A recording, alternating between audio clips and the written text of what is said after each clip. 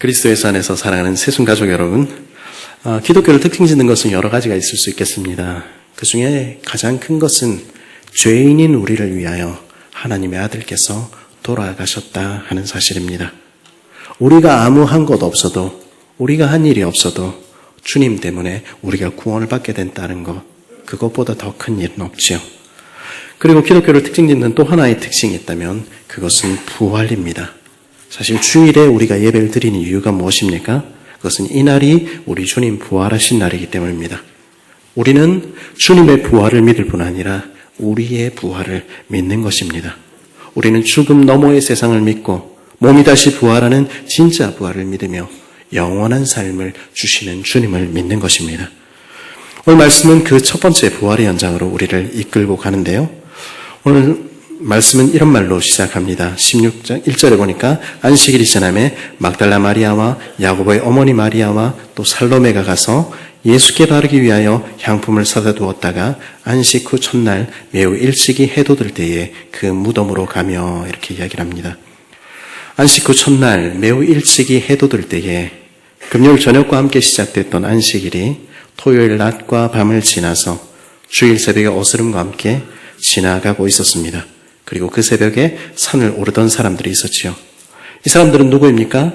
막달라 마리아와 야고보의 어머니 마리아와 살로메라는 이름의 여인들입니다. 이 이름들이 낯설게 여겨질 수는 있습니다만은 우리가 성경을 한 장만 앞서 보시면은 마가복음 15장 40절에서 우리 이 이름들 발견할 수 있습니다. 이들은 누구입니까? 이 여인들은 예수님께서 십자가에 달려 돌아가시던 그 순간에 멀리서 바라보고 있던 여인들입니다. 이 여인들은 예수님을 너무 사랑했습니다. 예수님을 평생 섬기기를 원했습니다. 그러나 예수님 돌아가셨지요. 그리고 모든 사건이 끝난 것 같았습니다. 그래도 그 애달픈 마음 어쩌지 못해서 새벽부터 예수님의 무덤을 찾고 있는 것입니다. 시간은 밤을 지나서 아침을 향해 가고 있었지만 이 사람들의 마음 속에 있는 것은 여전히 어둠이었을 것입니다. 그 충격을, 그것을 사실을 어떻게 알 수 있습니까? 예수님 돌아가신 슬픔의 충격에서 벗어나지 못한 것이죠. 그거 어떻게 알 수 있습니까? 정신없이 서둘러서 한참 왔는데 무덤까지 와서야 이제 깜빡했다 하는 걸 생각하는 것입니다. 유대 무덤들은요, 동굴을 파서 이곳저곳에 방을 만든 석실로 되어 있는데 도굴과 훼손을 방지하기 위해서 큰 바위로 그 문을 닫았습니다. 그러니 여인들 몇 명이 가서 그 문을 열 수가 없는 것이죠. 출발하기 전에 미리 어떻게 해야 할지 다 생각을 해놔야 되는데 지금 무덤 앞에 와서야 서로 말하는 것입니다. 서로 말하되 누가 우리를 위하여 무덤 문에서 돌을 굴려주려 하더니 아직 어둠으로 가득하 있으니까 정신이 없는 것입니다. 그런데 4절은 뭐라고 얘기합니까? 눈을 들어본즉 벌써 돌이 굴려 있는데 그 돌이 심히 크더라. 마가는 그 돌을 누가 굴렸는지 어떻게 굴렸는지 그런 이야기하지 않습니다. 대신에 그 무덤은 이미 열려 있었다고, 그리고 그 무덤 열린 것을 보았다고 전해줍니다. 5절에 이어서 말합니다. 무덤에 들어가서 흰옷 입은 한 청년이 우편에 앉은 것을 보고 놀라매 열린 문을 지나서 조심스럽게 속실로 들어갔더니 그들이 찾고 있던 예수님의 시신은 보이지 않았습니다. 그 대신에 그들이 본 것은 무엇입니까? 흰옷 입은 한 청년이 권능의 우편에 앉은 것을 본 것입니다. 그녀들은 그 본 것에 까무러칠 듯이 놀랐습니다. 왜 놀랐습니까? 무덤 안에 사람이 있으니까 그래서 놀란 것입니까? 아니요. 어쩌면 이 여인들은 그 흰옷을 입은 그 사람이 누군지 알아챘을지 모르겠습니다. 그는 단지 한 청년이 아니라 하나님께서 보내신 천사였던 것이죠. 그래서 누가복음에서 주의 천사를 본 사가랴가 두려워했듯이 예수님의 어머니 마리아가 그녀 앞에 나타난 가브리엘을 보고 놀랐듯이 주의 천사가 나타났을 때 들판의 목자들이 무서워했듯이 놀라고 두려워하는 것입니다. 그러나 구주 탄생의 밤에 나타난 천사가 가져온 소식이 큰 기쁨의 소식이었듯이 무덤에 앉은 주의 천사가 가져온 소식도 큰 기쁨의 소식이었습니다. 구주 탄생의 밤에 천사는 이렇게 말했지요. 오늘 다윗의 동네에 너희를 위하여 구주가 나셨으니 곧 그리스도 주시니라. 너희가 가서 강보에 쌓여 구유에 누이는 아기를 보리니 이것이 너희에게 표적이니라 하더니 너희의 삶에 주님이 찾아오신다. 아무도 구원할 수 없는 것 같은 내 인생을 구원하시기 위하여 주님이 찾아오신다. 그 증거는 구유에 놓인 아기이다. 첫 번째 천사는 그렇게 얘기했었죠. 마찬가지로 무덤에 나타난 천사는 구주 부활의 큰 기쁨의 소식을 전하며 그 믿을 수 없는 소식을 이렇게 이야기합니다. 청년이 이르되 놀라지 말라. 너희가 십자가에 못 박힌 나사렛 예수를 찾는구나.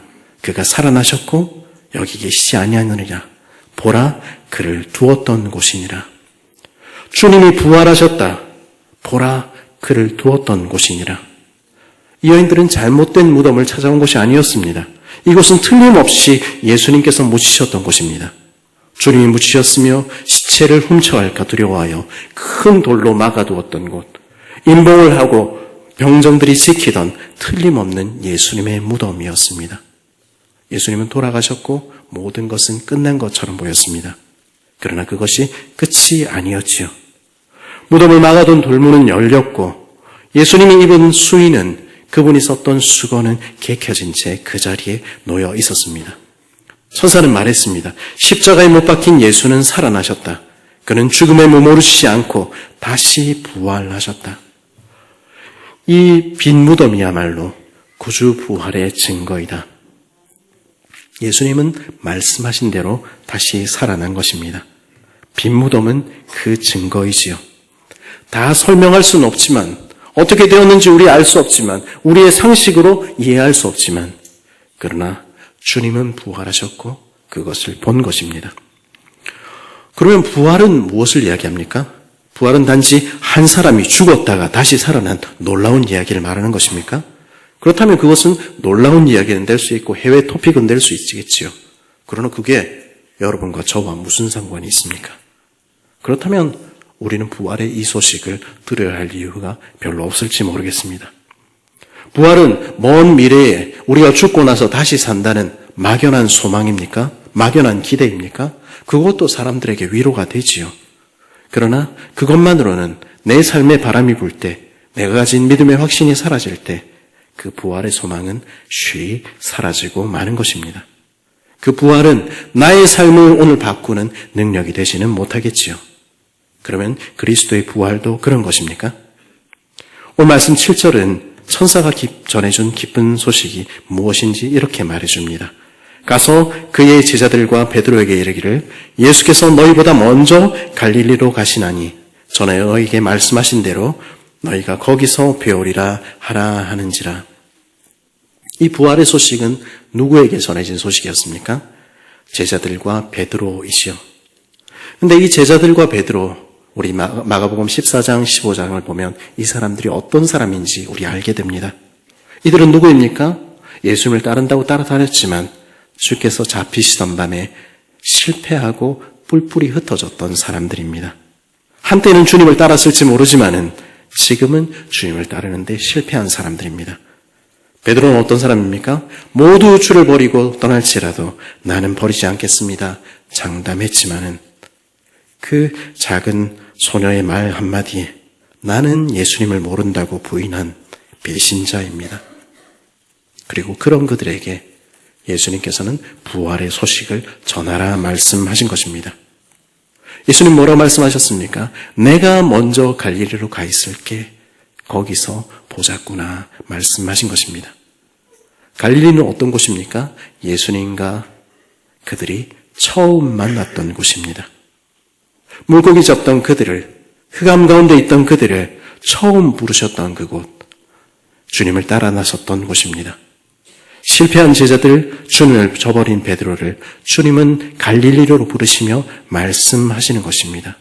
내가 너희를 만나러 갈릴리로 갈게. 너희를 처음 불렀던 그곳에서 다시 시작하자구나. 내가 모든 것을 새롭게 할게. 나는 모든 것을 새롭게 하는 하나님이다. 말씀하시는 것입니다. 부활은 무엇입니까? 실패로 끝난 그곳에서, 죽음으로 끝난 그곳에서 연약한 인생들을 다시 일으켜 세우시며 해골이 되어 썩어버린 인생이라도 다시 살리며 모든 것을 새롭게 시작하는 것. 그것이 부활입니다. 그러므로 부활은 예수님께서 다시 죽었다가 부활하신 것만을 말하지 않습니다.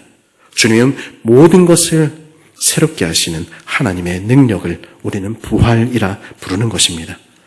죽음과 멸망을 무력화시키시며 죄를 몰아내시며 잃어버린 인생을 회복하시는 하나님의 능력, 그것을 우리는 부활이라 부르는 것입니다. 그리고 주님을 죽음에서 살리신 그 부활의 능력은 죄와 사망에 종이 되어 살아가는 우리들을 오늘도 다시 살리시고 다시 회복하시는 것입니다. 이것은 그냥 제가 드리는 말씀입니까? 막연한 동화 같은 이야기입니까? 그렇지 않습니다. 오늘 우리는 이어지는 그 이야기를 통해서 주님의 부활을 만난 사람들, 그래서 그 삶이 바뀐 사람들이 소리치는 증언을 듣게 되는 것입니다. 우리 아까 찬양했지만은 오늘 이 아침에 우리는 슬픔에 잠긴 한 여인을 만나게 되지요. 그녀 이름은 막달라 마리아. 전에 7 귀신에 사로잡혔던 소망 없던 인생이었습니다. 그러나 주님이 그녀를 자유케 하셨고 그녀는 기쁨이 무엇인지 알게 되었습니다. 그러나 이제 그녀는 다시 슬픔 가운데 있었습니다. 왜냐하면 그녀가 사랑했던 분, 그녀의 인생을 바꿔놓으셨던 주님은 돌아가셨기 때문입니다. 그는 주님을 너무 사랑했지만 그녀가 찾는 예수님은 죽은 예수님일 뿐이었습니다. 그런데 그녀에게 무슨 일이 일어났습니까? 예수님은 부활하셨고 살아나셔서 그녀 앞에 자신을 보이신 것입니다.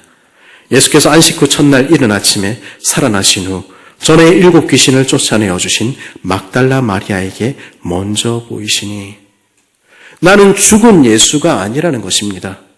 나는 오늘도 살아있는 주님이라는 것입니다. 그 옛날 그랬듯이 오늘도 그녀의 삶에 찾아오셔서 그녀의 슬픔이 변하여 기쁨이 되게 하시는 주, 영원히 변하지 않을 기쁨을 주시는 주님, 그분이 부활의 주님, 저와 여러분이 섬기는 주님이신 것입니다. 그녀는 말하는 것입니다. 나는 나의 슬픔이 변하여 기쁨이 되게 하시는 주님을 만났습니다. 그 부활의 주님을 여러분은 알고 계십니까? 우리 가운데, 연약한 가운데, 슬픔 가운데 지쳐 홀로 앉아 계시는 분은 계시지 않습니까? 혼자 집에 들어갈 때면 누구도 알지 못하는 슬픔 가운데 낙담하고 계시는 분은 아니십니까? 우리가 이 아침에 만나는 주님은 오늘도 살아계셔서 여러분을 찾아오시는 주님, 여러분을 참으로 위로할 수 있는 참된 위로자이십니다. 그분을 만나십시오. 왜냐하면 우리가 이 아침에 만나는 주님은 우리의 슬픔이 변하여 기쁨이 되게 하시는 주님, 영원한 기쁨을 주신 부활의 주님이시기 때문입니다. 우리는 12절부터 이어지는 이야기를 통하여서 모든 소망을 잃어버리고 자기 고향으로 돌아가는 두 사람의 나그네를 만나게 됩니다. 누가복음 24장은 이들이 엠마오로 가던 두 제자라 밝혀주지요. 이 사람들 역시 소망 없던 인생, 살아갈 이유를 찾지 못하던 인생이었습니다. 그러나 주님을 만나고 나서 그들은 길을 찾았다고, 이제는 왜 살아가야 하는지 이유를 발견했다 말했던 사람입니다. 그러나 돌아가는 그들은 다시 소망을 잃고 다시 살아가는 이유가 없는 자인 것처럼 다시 원래의 자리로 돌아가고 있습니다. 왜 그렇습니까?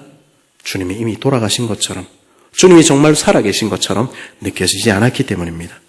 주님은 지금 나와 함께 걷고 계시지 않은 것처럼 느껴졌기 때문입니다.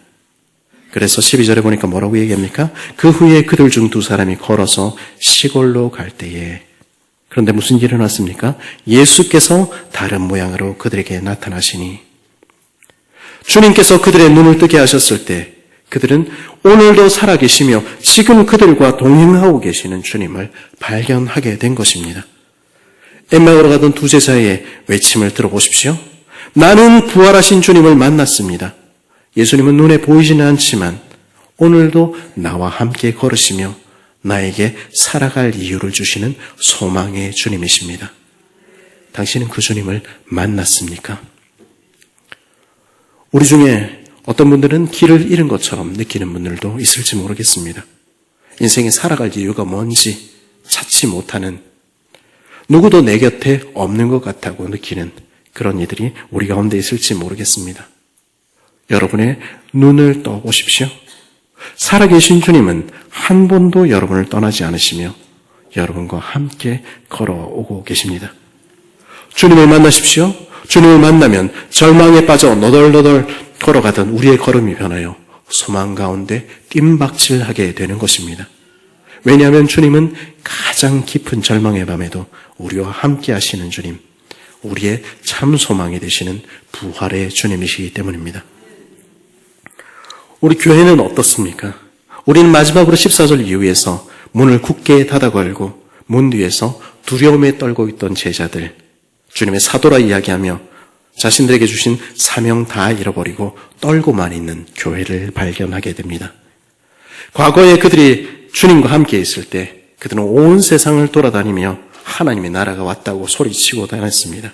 그들은 한때 온 세상을, 내가 속한 땅을 주님께 돌리겠다고 이야기했던 사람들입니다. 그런데 그들은 지금 어쩌고 있습니까? 문 닫고 그들만 있는 것입니다. 예수님을 죽인 세상이 그들도 죽일까 두려웠기 때문이겠지요. 예수님은 살아계시다고 우리 말은 하지만 부활의 주님을 만났다는 사람들의 소식은 듣지만 그러나 그분이 우리와 함께 하실 것이라고는 믿고 있지 않기 때문입니다. 그러니 세상이 너무 커 보이는 것이죠.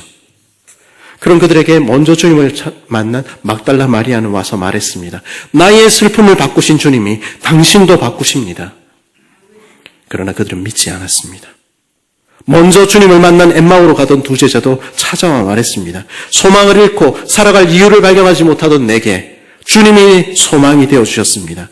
그 주님은 살아계시며 우리와 함께 하십니다. 그러나 그 사람들은 닫힌 마음의 문을 더 굳게 잠글 뿐이었습니다.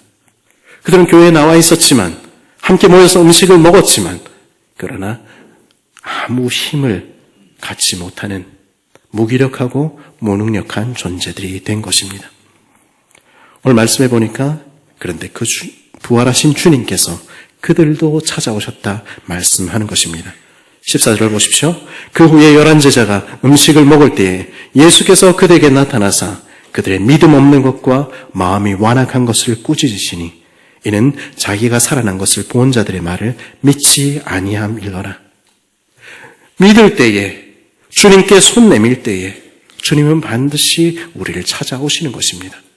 그리고 부활의 능력으로 우리를 새롭게 하시는 것입니다.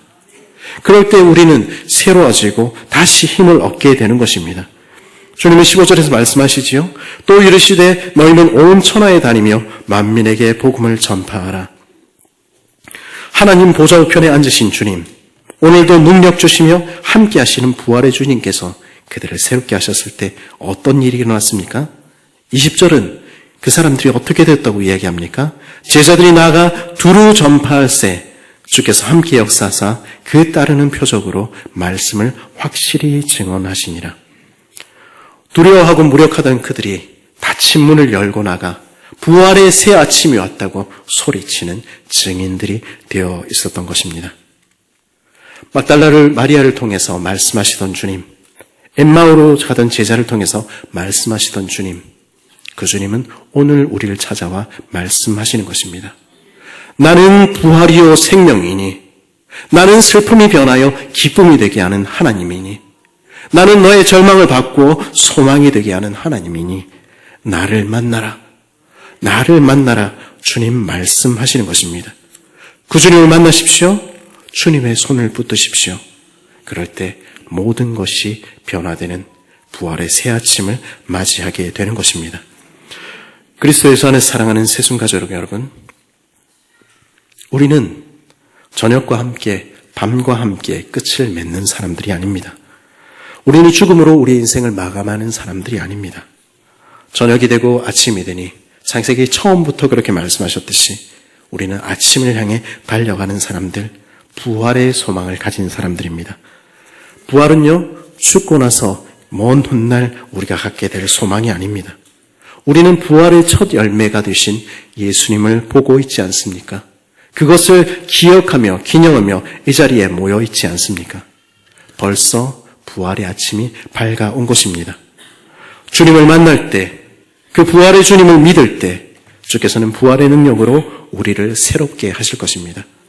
여러분의 슬픔이 변하여 기쁨이 되게 하시며 우리의 절망이 변하여 소망이 되게 하실 것입니다. 우리에게 살아갈 분명한 이유를 주실 것입니다. 우리는 부활의 아침에 전령으로 부름받은 이들, 교회로 부름받은 이들입니다. 그 부활의 주님을 만나는 복된 여러분 되시기를 간절히 바랍니다. 그 주님이 여러분의 삶을 새롭게 하시기를 원합니다. 그 주님과 함께 힘차게 달려가는 복된 저와 여러분 되기를 간절히 바랍니다.